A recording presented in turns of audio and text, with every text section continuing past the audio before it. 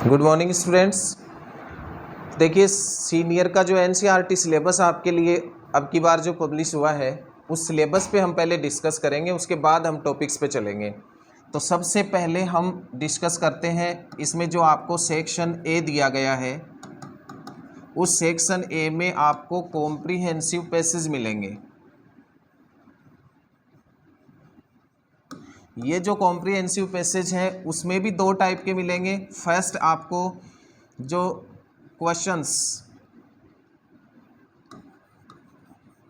First type जो आपको questions मिलेंगे वो आपने अब तक जो 11th और 10th में पढ़े हैं उसी के अकॉर्डिंग क्वेश्चन दिए हुए मिलेंगे, और साथ में सिनोनिम्स या एंटीनोनिम्स मिलेंगे। सिनोनिम्स या एंटोनिम्स जो होते हैं वो आपको दिए हुए आएंगे। तो ये क्वेश्चंस और एंटोनिम या सिनोनिम पूछे जाएंगे फर्स्ट में, और ये होगा 9 मार्क्स का। इसके अलावा जो सेकंड पैसेज होगा उसमें आपको पूछी जाएगी समरी उस पैसेज की और मेन पॉइंट्स। क्वेश्चन इस तरीके से देगा कि आपने जो पैसेज रीड किया है उसके आधार पे इस पैसेज की 1/3 समरी लिखिए, और इसमें दिए गए मेन पॉइंट्स को पॉइंट्स में बताना है आपको कि क्या क्या चीज़ें आपने इसमें मुख्यतया पढ़ी हैं, उनको आपको मेन पॉइंट्स बनाने होते हैं। ये पैसेज होगा सेकंड पैसेज, ये 6 मार्क्स का होगा। तो इस तरीके से ये जो फर्स्ट सेक्शन है वो टोटल 15 मार्क्स का आएगा। फिर चलेगा सेक्शन बी। सेक्शन बी जो होगा उसमें कंपोजिशन पार्ट होगा। सेक्शन बी में क्या आएगा? Composition part. और ये जो कंपोजिशन पार्ट है ये ग्रामर का ही भाग होता है। ग्रामर दो भागों में डिवाइड होती है, एक अप्लाइड ग्रामर होती है, एक होता है कंपोजिशन ग्रामर। तो कंपोजिशन ग्रामर आपके सिलेबस में है। तो वो कौन कौन से टॉपिक्स हैं उन्हें हम सबसे पहले लेंगे। वो कौन कौन से हैं? फर्स्ट जो इसमें पूछा जाता है कंपोजिशन ग्रामर में वो है शॉर्ट राइटिंग।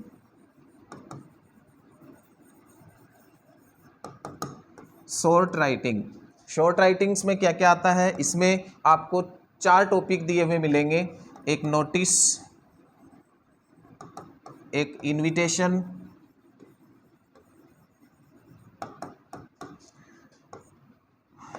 एडवर्टाइजमेंट्स,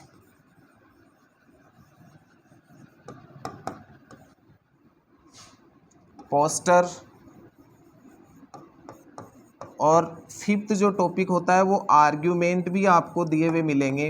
लेकिन आर्ग्यूमेंट टॉपिक को हमें नहीं करना, क्योंकि इससे जो क्वेश्चन आता है वो और में आता है, अल्टरनेट आता है। इसलिए हम इसमें 4 टॉपिक यदि कंप्लीट करते हैं तो हमें इस आर्ग्यूमेंट की फिर नीड नहीं होगी। तो इसलिए ये फर्स्ट जो टॉपिक है वो शॉर्ट राइटिंग का हमें करना पड़ेगा। फिर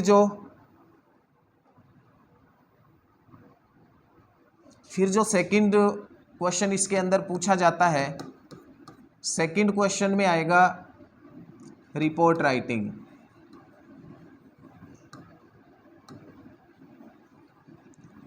या इसके और में होता है फैक्चुअल डिस्क्रिप्शंस। रिपोर्ट राइटिंग या फैक्चुअल डिस्क्रिप्शन, एक रिपोर्ट आती है एग्जाम में और एक आता है फैक्चुअल डिस्क्रिप्शन। फैक्चुअल डिस्क्रिप्शन जैसे आपने 11th और 10th में जो पैसेजेस पढ़े हैं पैराग्राफ राइटिंग, वो पैराग्राफ राइटिंग ही फैक्चुअल डिस्क्रिप्शन है। तो एक वो फैक्चुअल डिस्क्रिप्शन आएगा और एक रिपोर्ट राइटिंग आएगी। ये 7 मार्क्स के होंगे। और जो शॉर्ट कंपोजिशन फर्स्ट था वो 4 मार्क्स का था। फिर जो थर्ड क्वेश्चन इसमें पूछा जाता है सेक्शन बी में वो होता है लेटर राइटिंग का। लेटर राइटिंग में भी 2 तरह के क्वेश्चन पूछे जाएंगे आपको। एक इसमें जो लेटर होता है वो बिजनेस लेटर आता है आपके सिलेबस में, और सेकंड जो क्वेश्चन पूछा जाता है वो ऑफिशियल लेटर होता है। हिंदी में आप जानते हैं बिजनेस को आप व्यावसायिक पत्र बोलते हैं, और ऑफिशियल जो होता है वो कार्यालयी पत्र होता है।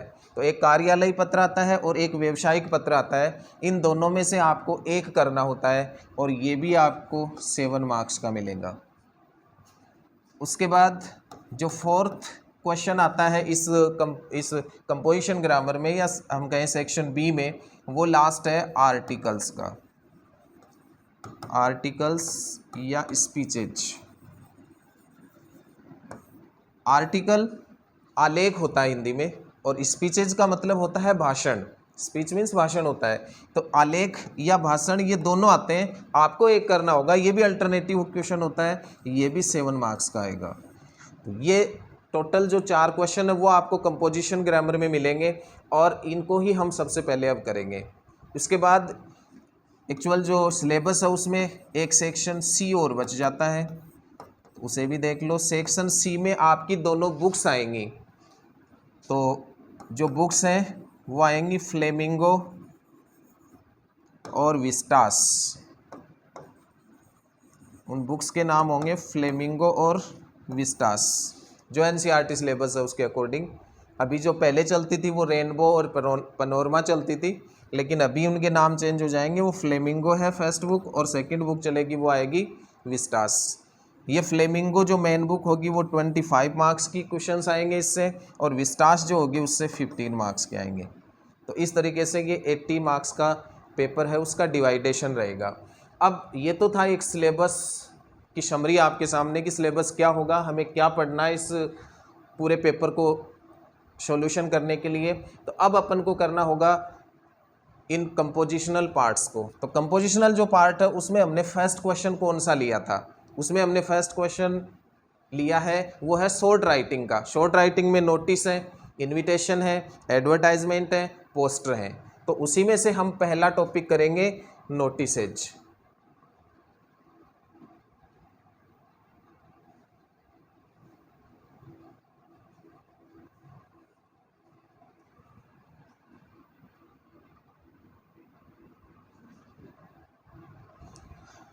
अब जो अपने जो शॉर्ट राइटिंग के जो क्वेश्चंस थे उसमें सबसे पहला हम टॉपिक लेंगे नोटिसेज, नोटिस राइटिंग। सबसे पहले जब भी किसी टॉपिक को हम पढ़ें, हालांकि आपके कोई डेफिनेशन नहीं पूछी जाती, आपसे नोटिस राइटिंग का क्वेश्चन आता है उसे ही पूछा जाता है, बट नोटिस राइटिंग की कम से कम आपको डेफिनेशन आनी चाहिए जब आप इस टॉपिक को पढ़ रहे हो। तो नोटिस होता क्या है, तो नोटिस इज ए प्रिंटेड या written information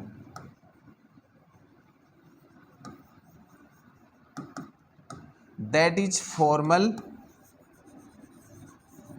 and its language is simple and factual।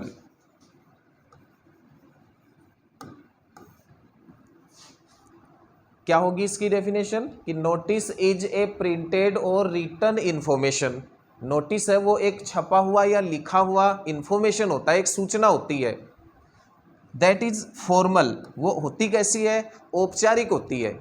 और सिंपल लैंग्वेज, उसकी भाषा कैसी होनी चाहिए, साधारण होनी चाहिए। और फैक्चुअल मीन्स तथ्य पे आधारित होनी चाहिए। उसके अंदर हम बिल्कुल भी इधर उधर की बातें नहीं लिखते, टू द पॉइंट होती है वो। जो हमें इन्फॉर्मेशन देनी है ओनली वो इन्फॉर्मेशन ही होनी चाहिए उसमें। तो इस तरीके से इसको हम डिफाइन कर सकते हैं। हालांकि डेफिनेशन आपको पूछी नहीं जाती, पर आपको आना चाहिए कि नोटिस होता क्या है। तो नोटिस एक प्रिंटेड या रिटन इन्फॉर्मेशन है जो फॉर्मल होता है, जिसकी लैंग्वेज जो होती है वो सिंपल होती है और वो फैक्चुअल टाइप का होता है, तथ्यात्मक आधारित होता है, तथ्य पे आधारित होता है। उसमें हम बिल्कुल भी इधर उधर की बातें यूज़ नहीं करते। जिस इन्फॉर्मेशन के लिए हमें लिखना है उस इन्फॉर्मेशन को ही उसमें इंक्लूड किया जाता है।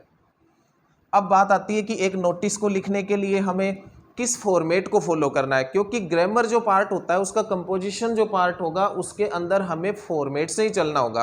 आप एक लेटर लिखते हो तो आपको यही सिखाया गया कि इस लेटर को हम इस फॉर्मेट से लिखेंगे, तो वैसे ही आपको ये देखना होगा कि नोटिस राइटिंग में भी उसके फॉर्मेट को हम कैसे फॉलो करें।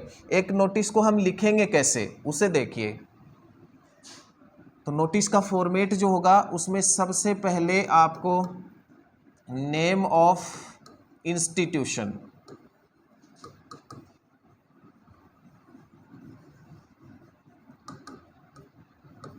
नेम ऑफ इंस्टीट्यूशन, संस्था का नाम लिखना पड़ेगा आपको। जो संस्था है उसका नाम लिखेंगे। जिस संस्था के द्वारा नोटिस जारी किया जाता है उसका नाम आपको लिखना होगा। अब वो आपको क्वेश्चन में यदि मेंशन किया हुआ है, क्वेश्चन में दे दिया तब तो ठीक है, उस स्कूल का उस इंस्टीट्यूशन का नाम लिखोगे। नहीं दिया तो आप अपनी स्कूल का नाम लिख दोगे। उसके बाद आपको लिखना होता है इसके जस्ट नीचे कैपिटल लेटर्स में नोटिस, और इसे आपको अंडरलाइन करना होगा। उस नोटिस को अंडरलाइन करने के बाद आपको बाईं तरफ लिखना पड़ेगा डेट, कि आप ये नोटिस है वो किस डेट को लिख रहे हैं, वो डेट आपको डालनी है। नोटिस लिखे जाने की डेट होगी वो लिखी जाती है यहाँ पे। उसके बाद में आपको फोर्थ जो स्टेप लगाना है वो रहेगा टाइटल का। टाइटल क्या होता है? शीर्षक होता है, कि हम किस टाइटल पे, किस सब्जेक्ट पे इसको लिख रहे हैं नोटिस को, वो आपको 100% क्वेश्चन में दिया हुआ आएगा। अब कैसे आएगा वो हम क्वेश्चन में देखेंगे, फिलहाल अपन एक फॉर्मेट देख रहे हैं कि हमें लिखना कैसे है। तो first step name of institution, second step notice, third step date, और फोर्थ स्टेप इसकी रहेगी दिया गया टाइटल, जो हमें क्वेश्चन में दिया हुआ आएगा, कहीं से नहीं लाना हमें। उसके बाद इसकी हम ओपनिंग जब करते हैं बॉडी पार्ट की, तो all the teachers and the students are hereby informed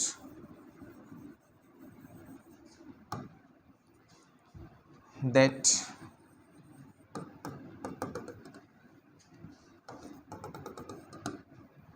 अब ये इसके ओपन करने का एक सेंटेंस है, ये कोई फिक्स नहीं होता कि ये नहीं लिखोगे तो गलत हो जाएगा, बट आपकी जो इजीनेस है, कंफर्टेबलनेस है, उसके लिए ये बात है कि इस सेंटेंस से यदि आप शुरू करोगे तो सेंटेंस में गलती नहीं होगी। ऐसे तो इसको हम यूँ भी शुरू कर सकते हैं कि इट इज़ इन्फॉर्म्ड दैट, या it is here bye informed that, लेकिन यहाँ पर हम स्कूली जब नोटिस लिखते हैं तो वहाँ पर इंफॉर्मेशन हम किसको देंगे? स्टूडेंट्स और टीचर्स को देंगे। हो सकता है क्वेश्चन में मान लीजिए ऐसा आता है कि आपको केवल टीचर्स को ही नोटिस जारी करना है, तो फिर यूँ लिख दो कि all the teachers are hereby informed. यदि ओनली स्टूडेंट्स को ही लिखना है तो आप यूँ लिख सकते हो कि all the students are hereby informed. आपको जैसा भी क्वेश्चन में मेंशन किया हुआ है उसके अकॉर्डिंग इसको ओपन करना है। फिर आगे जो मैंने डॉट डॉट किया है यहाँ पर आएगी इन्फॉर्मेशन। हमने जब इसकी डेफिनेशन की बात की तो हमने ये कहा है कि रिटन इन्फॉर्मेशन का नाम ही नोटिस है, तो वो इन्फॉर्मेशन यहाँ आएगी, जो मेन इन्फॉर्मेशन जो हमें देनी है वो आपको क्वेश्चन में दी हुई आएगी। उससे अपने सेंटेंस है वो सेल्फ मेड बना के और आपको यहाँ लिखने होते हैं। उसके बाद लास्ट में आपको नेम या सिग्नेचर,